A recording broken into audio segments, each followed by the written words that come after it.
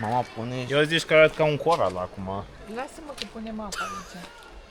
Dar nu e așa că arăt ca precum un coral acum. Da. Haide. Ei, simți bine. Da, da, da. Să sunt mai abaia de coral. Da. Da.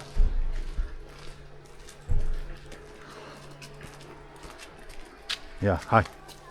Hello! Ce faceți? Yes. Uite ce verde e luminița, zici? O broască.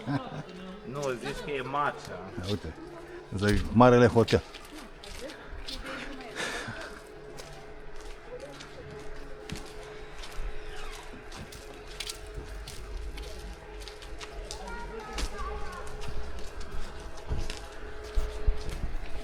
Ia mă, facem așa. Urmează și pietre, da? Să nu scape vreunul.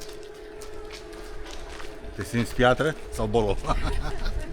Dă-mi Ha! telefonul cât stă. Ce? Telefonul tău. Matei, tu știai că opa în germană înseamnă Dă-l bunic? încoace. Lasă-l, mă. Cum vă place la mare? Yeah! Ok, cred că. Hai Crezi? să vedem. Mare, mai Nu, bine că bate vântul, că e răcoare.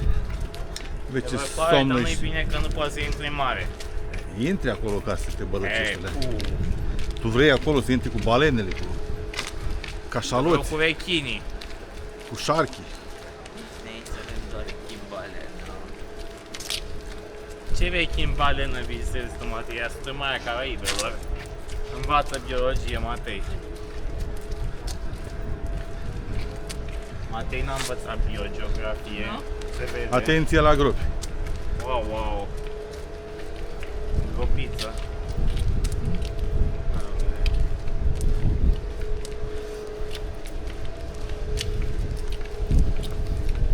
Miroase a mâncare. Stai, ce? Miroase a mâncare. E normal, sunt lângă un hotel ăștia, știi?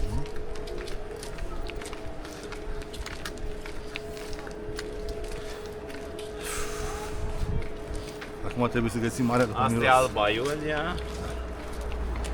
Sofia și Luca. Wow, ce nume. Fi Bravo, copii. ha? Hai că învățăm toată România. Uite, șoldovenii noștri.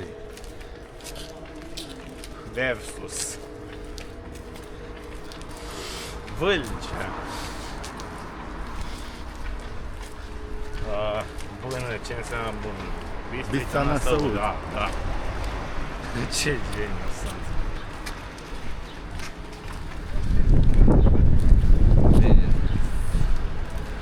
Ce mai?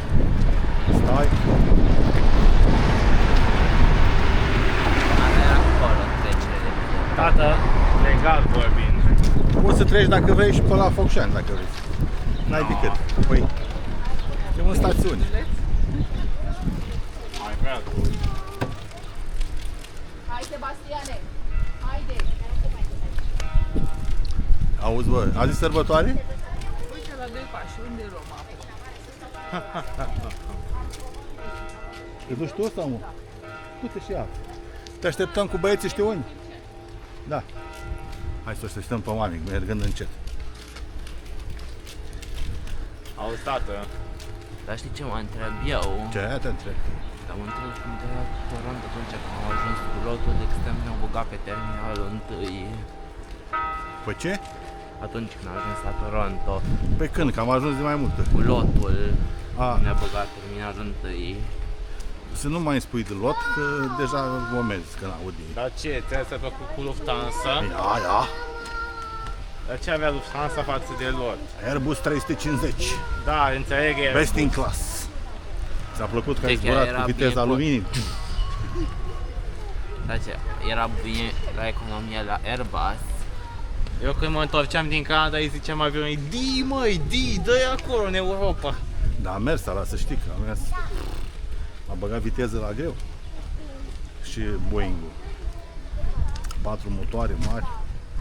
Da, eu chiar vreau să mă întorc înapoi acasă, ziceam, nu, nu mai vreau să stau acolo în niciun hal. Airbusul s-a suit sus în stratosferă și a zburat pe acolo, n-avea treabă cu nimeni. I-a dat culoare de zbor superior Ai văzut că apărea pe hartă cu roșu, nu știu cu ce apare. Astea care urcă sus în culoarele de zbor. Adică dacă se spărgea un pic cabina, s-a zis cu noi. E orice avion dacă se sparge un pic cabina. Matei, intră în cadru. Da, eram în stratosferă și de aia. Na, acum să intri în cadru și Auzi, dar în stratosferă gata, s-a cam zis cu oxigenul, nu-i așa? uite marea! Ah, da, uite. Băi, dar ce îmi place așa că e cu pădure.